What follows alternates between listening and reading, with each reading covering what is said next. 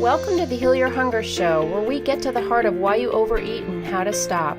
If you struggle with food and weight like I did, welcome home. Okay, welcome everybody to the Heal Your Hunger Show. I'm so glad that you've joined me here today, and I'm super excited about my guest, who is gorgeous, of course, and she is super just out there in the world doing amazing things regarding health in all ways, but her specific absolute expertise is helping people with their skin. And this is so important for us as emotional eaters because, as you have experienced, I'm sure, when we put crap in our bodies, when we're emotionally eating, it's usually not on salads and water-based from the ground foods. It's crap, right? And it's chemicals, and it's sugar, and it's starch, and it's fat. And, you know, a side effect of our binges is acne. You know, acne, zits, just really, just skin that it very much doesn't look healthy. And you can really see it when a person's eating healthy because it's written all over them. And so that's what I want you to hear about today because, we all want to look beautiful and feel our best and be our best from within. And I also love this guest because she's talking about great skin from within, and clean skin from within, which is actually the title of her book. So let me tell you a little bit more about Dr. Cates. She's a nationally recognized naturopathic doctor. She's also known as the spa doctor and was the first woman licensed as a naturopathic doctor in the state of California, appointed by former Governor Arnold Schwarzenegger. So that's pretty cool. Appointed by him actually to California's Bureau of Naturopathic Medicine Advisory Council. She's worked with world-renowned spas and sees patients in her private practice in Park City, Utah, with a focus on graceful aging and glowing skin. She's been featured on The Doctors, Extra, First for Women, and she's the host of the Spa Doctor podcast, and her new book that's out just coming out here is Clean Skin Within, and I'm going to let you know more about how you can get your free copy of that a little later in the show. So, Dr. Trevor, we're super happy to have you here. Thank you. It's great to be here. Oh, it's just great to have you. And we've known each other for quite a while now, actually. Yeah. And you never age. You never age. You're just gorgeous. And so, and so obviously you practice what you preach, and congratulations on the book. I'm really excited about that. And I've already begun to read it, and I love what I read. And the biggest thing I love, of course, as I just mentioned, is, you're about getting to the underlying causes and not just slapping on some, prescription ointment on your face, to kill those acne spots or whatever, age spots, whatever it is. You're really about looking within to the underlying causes. And that's what I'm all about with Heal Your Hunger. Is it's not, it's not about a diet. It's not about a food plan as much. It's really about looking at the underlying causes of why we're hungry, why we're craving, those unhealthy foods, what's really going on. And that's the same kind of detective work you do with regard to one's skin. So thank you so much for being here. Absolutely. Yeah. Tell me how this became your corner of the world and why you are an expert on this and sort of how that unfolded for you. Yeah, absolutely. Well, I became interested in this at a really young age because I struggled with my own skin issues. I had a lot of health problems. I had allergies, and it showed up a lot on my skin, and eczema and hives and these little bumps on my face. And it was a really tough time for me as a kid. And my parents took me to see a lot of different specialists, different doctors who gave me a number of different medications, and nothing really seemed to work. And I ended up developing allergic reactions to the medications or having adverse reactions. Just kept feeling worse and worse. And luckily, my parents didn't give up. They kept searching, and they found a holistic practitioner to take me to. And that's the one thing that turned my health around. And so from a young age, I became aware of a different way of looking at our health and our skin. And so I went on to go to naturopathic medical school. I graduated from there in in 2000. I've been practicing for 17 years now. And a few years ago, actually 5 years ago, I started working in some certain world-renowned spas as the doctor there. That's where I got to be known as the spa doctor. And I ended up going back to working a lot with skin issues, which is not something I started doing when I came right out of school, but it is something that I ended up coming back to, because what was happening is people would do my programs and for weight loss or for hormone balance or various things, and they would mention that their skin would clear up or it looked more youthful and glowing, and that, to me, that was normal because it's what I had experienced and what I knew. But I realized that many people weren't aware of how skin is actually our magic mirror that gives us great clues about our overall health. And like you were mentioning, when you address the root cause and you address the underlying cause of skin issues or even other health issues, then your skin can clear up. It can look more glowing and healthy, and then other aspects of your health fall into place. And a lot of times people talk about eating as something, oh, well, you got to eat healthy so you can lose weight. And it's so much more than weight. You want to have that healthy glow. It's a great indication that your health is moving in the right direction. Absolutely. I notice a big difference between 5 hours of sleep and 7 hours of sleep. Like, I notice it on my skin. I mean, it's amazing to me. And unfortunately, 7 doesn't always happen, but but I'm glad when it does a lot because of my skin. And I always notice Jennifer Aniston, gorgeous Jennifer Aniston, always mentioning that's like her number one really secret tool. She always talks about getting 9-10 hours of sleep, and she does that because of what it does for her skin, and then of course water, but really the number one thing is that sleep. So I'm sure that's part of your prescription for healthy skin. Absolutely. And in my book, I talk about different aspects of clean skin. I talk about a clean body, clean mind, clean slate, and clean plate. So a clean plate is the foods that we're eating, making sure those are clean foods, the foods that nourish our skin from within. And then a clean slate are the products that you put on your body, making sure those are clean. A clean body is making sure you reduce your toxins in your environment, in your air, in your water, your food, your home. And then a clean mind is stress management and getting a good night's sleep. So I talk about all of those things and to help support people in those different areas. It's amazing how that prescription is so much of that is my prescription for stopping emotional eating. I mean, it's just, there's no way around it. There's no magic bullet. It's really about, hey, we have to change our lifestyle, and that's so much what it's about, and probably so much of what people don't want to hear. What? I gotta change, but it pays off, boy. It really pays off. I mean, I spend a lot of time on a daily basis, meditating, praying, going for a walk, drinking a lot of water. I mean, just basic stuff that we kind of know we should do, and it takes time. Not a lot, not as much as we fear it will take, but it's a commitment for sure.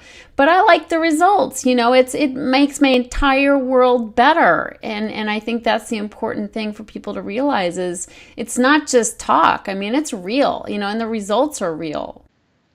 Yeah, and it's not that it has to take a long time to see the benefits of it. It is something that it's a lifestyle. It's not a weekend kind of thing where you do a diet on a weekend and expect it to impact your health and your skin for the rest of your life. It really is a lifestyle, but people can make changes that will make a difference pretty quickly. I think sometimes people think, oh, it's going to take months for me to notice a difference. Well, that's not really true. That's why in my book, I talk about a 2-week jumpstart program to get started, because people notice a difference as soon as 2 weeks. And the biggest with our skin, it takes about a month for our skin cells to turn over. So that's the time when we notice it the most. But even within 2 weeks, people start to notice a change. That's beautiful. And I would assume weight loss is probably a byproduct of this clean eating, and clean skin, clean plate, clean, mind, all the five ones you listed. But I would imagine that, when we clean up our act, in all ways, it just can't help but make us not only maybe directly lose weight, but I find that when we do good things for ourselves, it makes us want to do good things for ourselves. It's a progressive condition where you start doing good habits, and it just sort of gives you a little bounce in your step, boosts your self-esteem, and all of a sudden you're craving better treatment, and you start giving yourself better treatment all the way around. It's true. I think that when we have more energy, when we start to feel better and we start to see improvements, it gives us even more motivation to stay on that path and to make healthy choices. And, I think it's so true. And it's, as far as weight goes, it is the kind of weight loss that you want when you make a change like this. It's not going to be, lose 100 pounds in 2 weeks or something, some sort of crazy thing. It's going to be helping you drop any excess fat, because a lot of it has to do with detoxification and cleansing. When we're cleansing, we want to, lose fat and we drop fat, it helps us release toxins too, because we store toxins in fat. So that's a whole part of it. It's not just, about how we look, but it's also about how our health is going to be in the long term. Absolutely. Oh, it makes all the difference in the world. Now, I recently had somebody on my show who owns Shape House, which is an urban sweat lodge, and people go in and they literally, I don't know if you've heard of it, but it's really cool. And you go in and you sweat for about 50 minutes. And I would imagine sweating is good, obviously, for your skin and getting the impurities out. Yes, absolutely. And it's, that's part of the reason why exercise is good too, is like I was saying with lipolysis, with breaking down of fat cells, same thing that happens with when you're sweating, from a sauna or sweat lodge or something, that lipolysis is happening, you're breaking down those fat cells, and then so the toxins that are stored there are released. Now, I think that 50 minutes is a long time to do. That's intense, and I don't know that everybody is going to be ready for that right away. I mean, I oftentimes will tell people when they do a sauna to get started, start with like 5 to 10 minutes and see how you feel, and with a nice cool shower, because it's a great hydrotherapy treatment. But working your way up to 50 minutes, you could do that. That's fantastic. Well, I live in LA, and people are a little extreme here, so they want it fast. The Oscars are coming up. They want to drop those pounds fast, But it isn't just a weight loss thing for people. I mean, it's really it's an amazing thing. I've done it, and it's really it's an endurance, though. I mean, definitely, I agree. You don't want to do it right out of the gate. You want to get used to the concept of sweating probably first. But talk to me about sugar, because I know how detrimental sugar is to me on so many levels, being a sugar addict myself, and how addictive it is for me personally. But also, to me, the number one thing besides the addictive nature is what it does to our skin and our aging process. Yeah, absolutely. I would say that sugar is the worst food for our skin, is the number one food to avoid if you want to try and have healthier skin. And there are physiologic reasons for that. So when we eat sugar, it increases our blood sugar, and that increases the hormone insulin, which then can trigger excess sebum production, the oils in our skin, as well as androgen activity. And those are the two big things that trigger acne breakouts. So if you've ever wondered why you eat sugar and you maybe indulge a little bit and then break out, that's why that's happening. And then also when we eat a lot of sugar, it creates glycation issues in the body. And so glucose will bind to proteins in the body and really speed up the aging process. And in the case of skin, it's glucose binds to collagen on our skin, and collagen is what gives it that nice firmness and texture. And so what happens is glucose will bind to it and make it more rigid and less elastic. So that leads to more wrinkles and sagging skin. And so, we want to be careful careful with sugar or foods that turn to sugar without obsessing about it at the same time. Like I don't want people to feel like, oh, I can never have sugar ever again, because that's not going to be a healthy thing either. And it's okay to have a little bit every now and then. But the idea is that we want to, when we, on a day-to-day basis, we want to try and have more balanced meals and not overdo it, not overindulge. Absolutely. People, I find that people also who drink a lot have that same effect. And so I would imagine alcohol also, it's the most refined form of sugar there is, right? So, when people are drinking a lot of alcohol and or eating a lot of sugar, they're aging rapidly. Yeah, so then you've got not only the glycation issues, but you also have the dehydrating effects of alcohol. And then it also has some kind of toxic effects in the body. The body sees it as a toxin, unfortunately, especially when we have it in excess. Yeah. Yeah, not good. No bueno. What are some of the other things to watch out for that we ingest? Or, smoking, of course. That's the quickest way to look like an old bag, right? Well, and it's one of the in my book, I talk about the 6 root causes behind skin issues.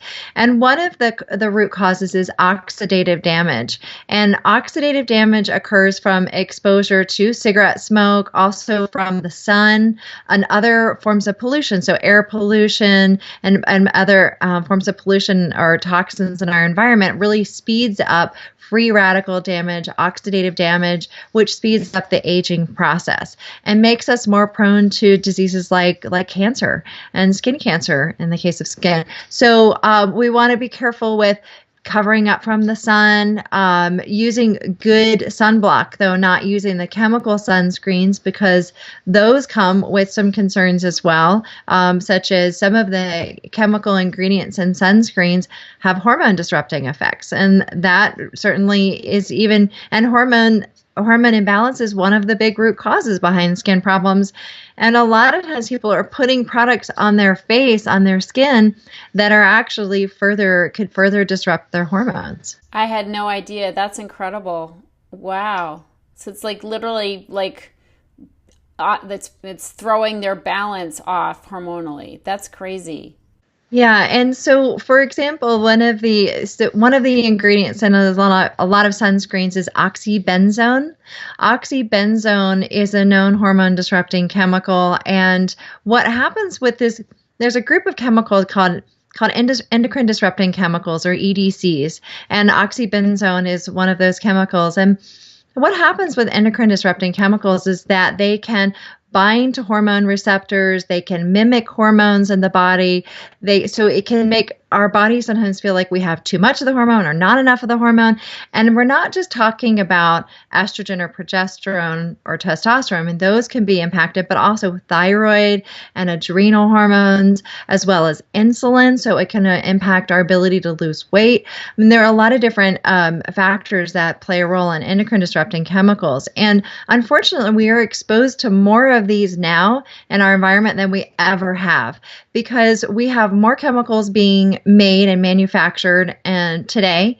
And then we have all the ones that are continuing to exist in our environment that they've been banned, but they still exist in our soil, or they're being manufactured in other countries where they travel over in the clouds. And then when it rains, it can rain down those pollutants into our environment.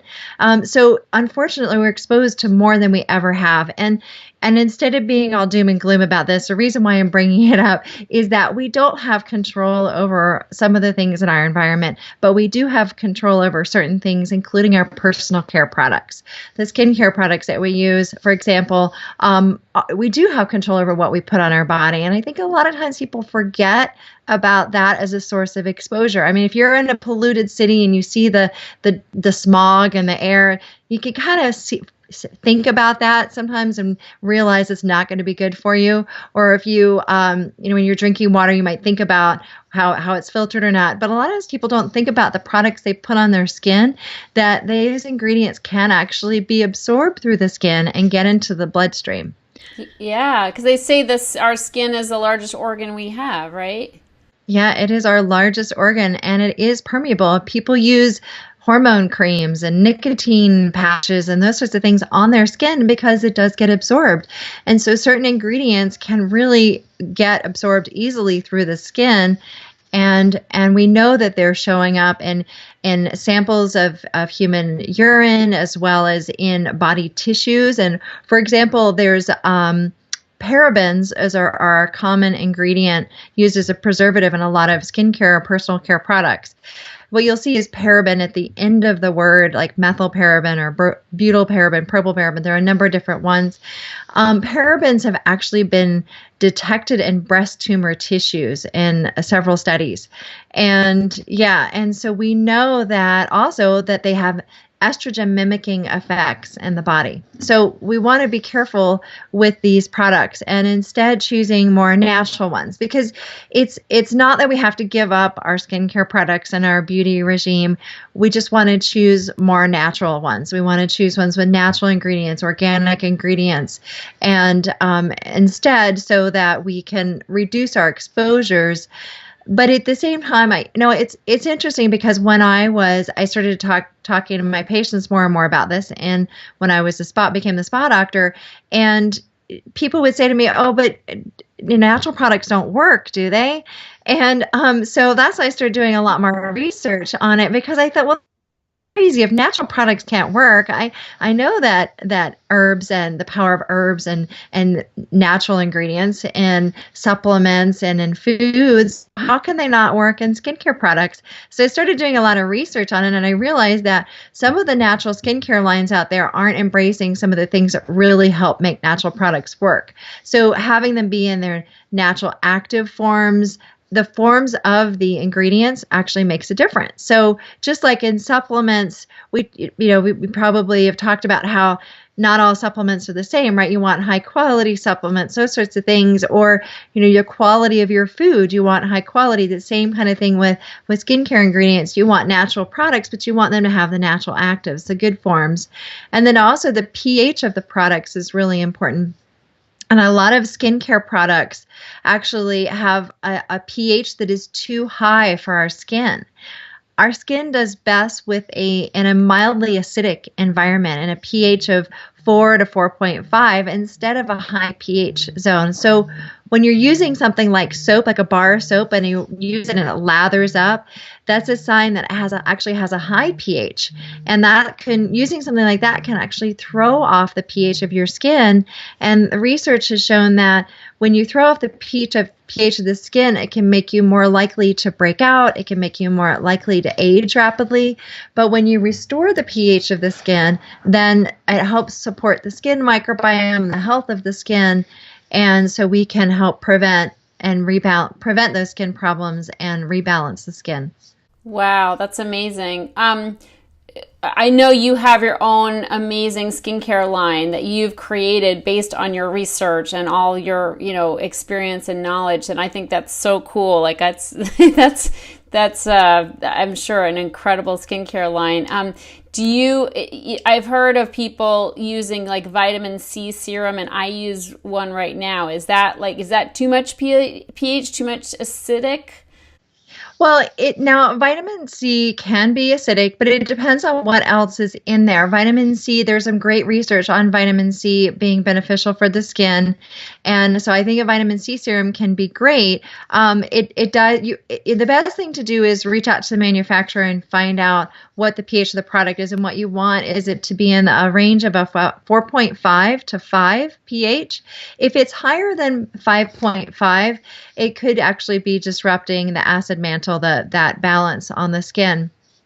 And with my skincare line, the Spa Doctor products, we of course have the correct pH. This is very important to us to help people maintain that healthy skin pH, and then also with the natural actives. And we don't actually have a vitamin C serum because we use a lot of ingredients that are naturally high in vitamin C. So you won't see vitamin C added in high amounts to our products, but that's because it's already in things like sea buckthorn fruit oil, which has higher amounts of vitamin C than citrus and many other natural products. Yeah. Okay, cool. Well, maybe I'll just start using yours.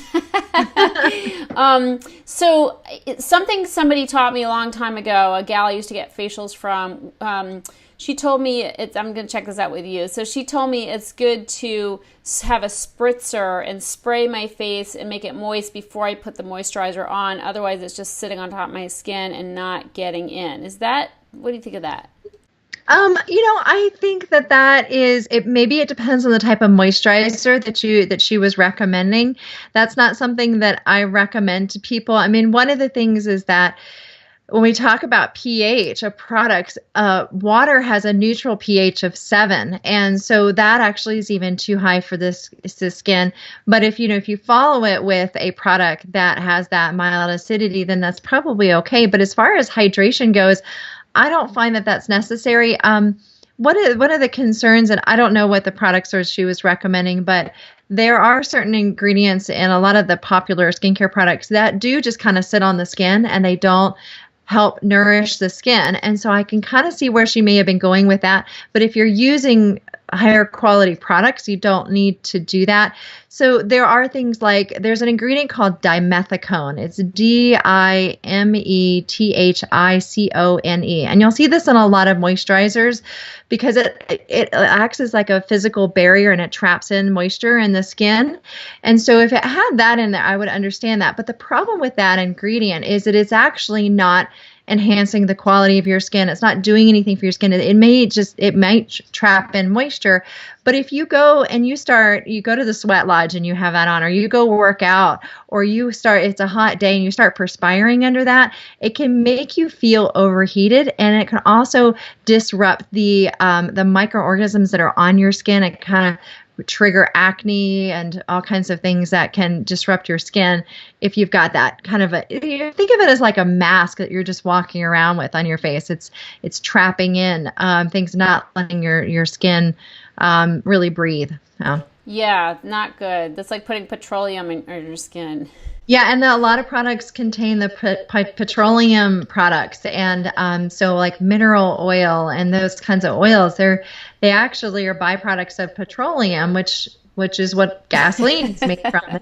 They purify them, so they're supposed to be clean, but there are concerns about contaminants, and it drives me crazy to see things like mineral oil and products when we have beautiful oils that we can get from nature, things like argan oil or apricot kernel oil or sea buckthorn fruit oil. There's some fantastic oils we can get from nature that not only make the skin look good when you put it on, but actually enhances the quality of your skin and is nourishing your skin. Yeah, amen to that. Absolutely. That's beautiful. Something else I learned early on that I just want to share, and I'm sure you tell everybody this, but every night when I put my skin products on, I'm so grateful because she told me a long time ago to put it on my neck and this I can't ever pronounce it, this decal whatever thing area down by my collarbone, but to put it on, not to stop at my face, to go below my chin and way down. And I've been forever grateful for that because I noticed that a lot of women age there, like they do all kinds of things to their face, right? They Botox and fillers and, whatever, under the knife, whatever they do. Unfortunately, in LA, it happens way too frequently. But none of that can fix their neck, Right. because they have forgotten to put products on their neck. So I just share that because I was so grateful for that piece of advice, because that our neck is part of our body and our face, it's just an extension of our face. So you want that to be as beautiful as your face. Yeah, absolutely. I think that I'm glad you point that out. Yeah, when people apply the products, it's good to put it on the neck and chest area. And then I would also recommend putting things on the tops of the hands too, right? Because this is where we get our most sun exposure.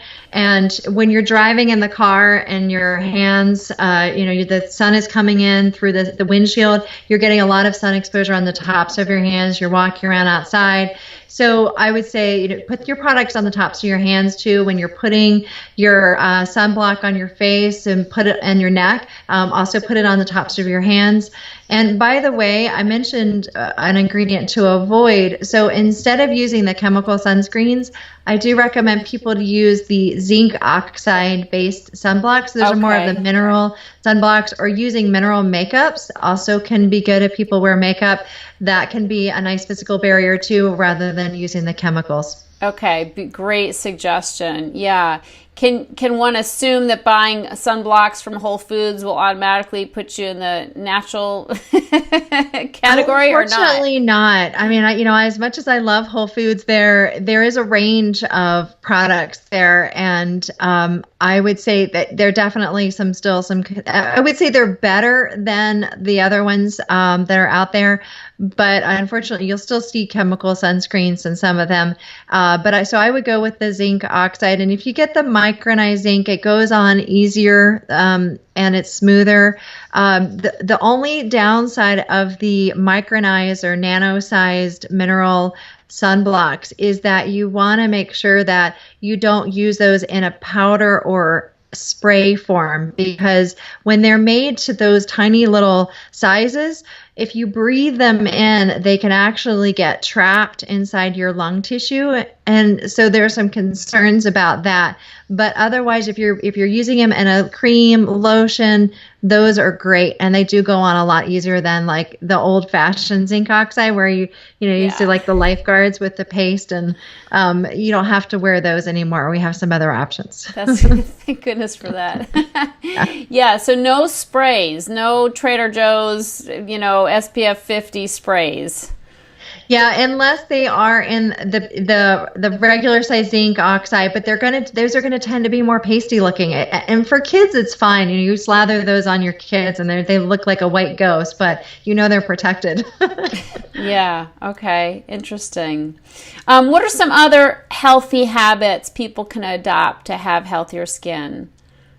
Well, there's so many. I mean, a lot of it has to do with what we do internally, of the foods that we eat, also our daily habits of stress management and sleep, like you mentioned. Those are all really important. I think that about 80% of what we do with our daily lifestyle choices in that area is 80% helps with our skin, and then 20% is the personal care products we use that also makes an impact on our skin.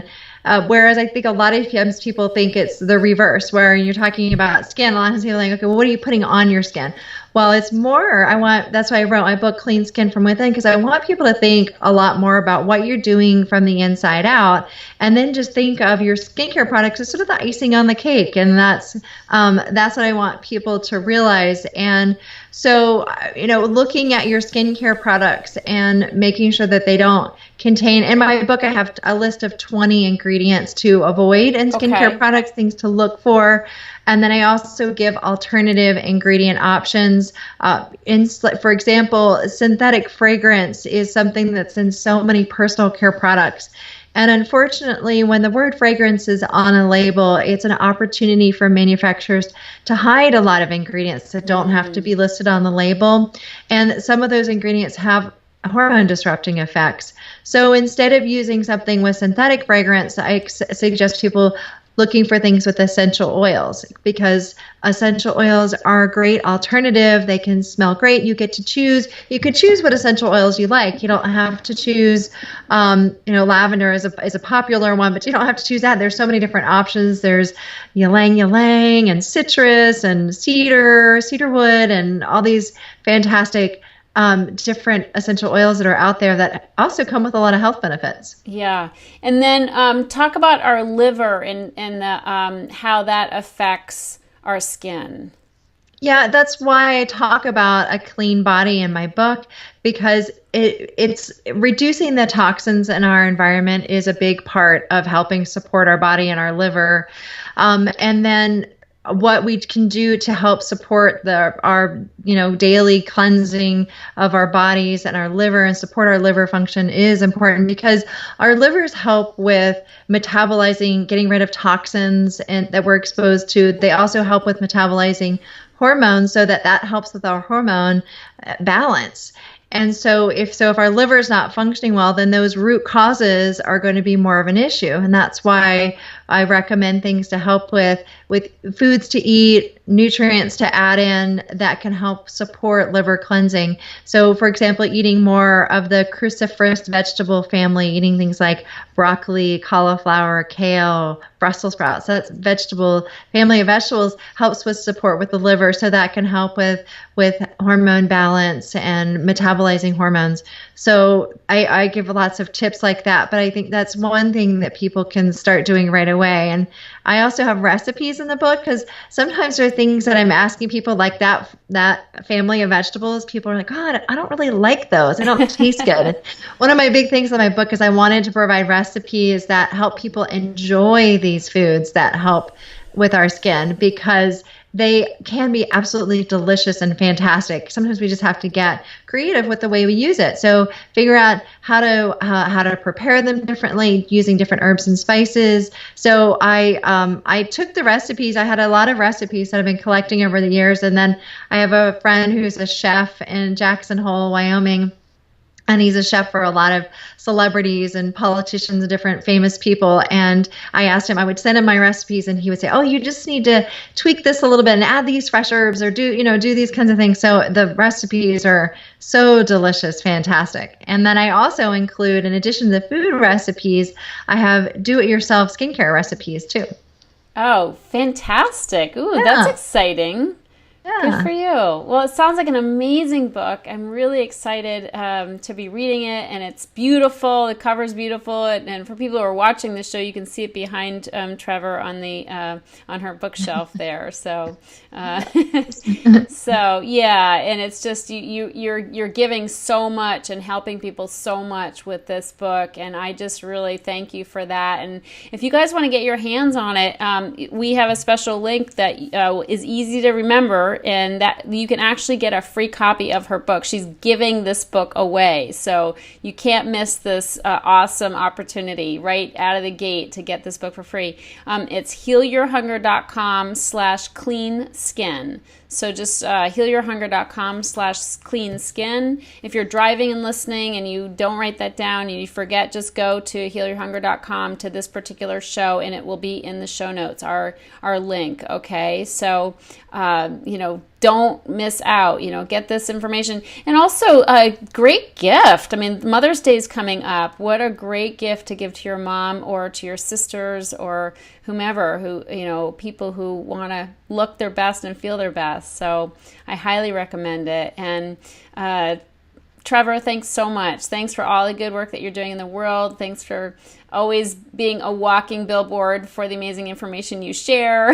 Makes a believer out of me for sure. So thank you ever so much. I always end with a special question for my guests. So not to put you on the spot or anything, but since it's the Heal Your Hunger show, I want to ask you, what is your deepest hunger? My deepest hunger. I think my deepest hunger is gratitude and love, and it's something that I share with my kids every day, every evening at dinner. We take a moment to be grateful for something and to share our love. And I think it's a great way to start a meal too, because I think a lot of times that's what we're really hungry for, is being grateful, feeling loved, being appreciated. And so if we share that with others, then we feel it more ourselves. Beautiful. I love that. Beautiful. Thank you so much. And thank you so much for being on the show today. Thank you. If you enjoyed this show and want to get free support, insider health info, exclusive invites to events, and more, visit healyourhunger.com.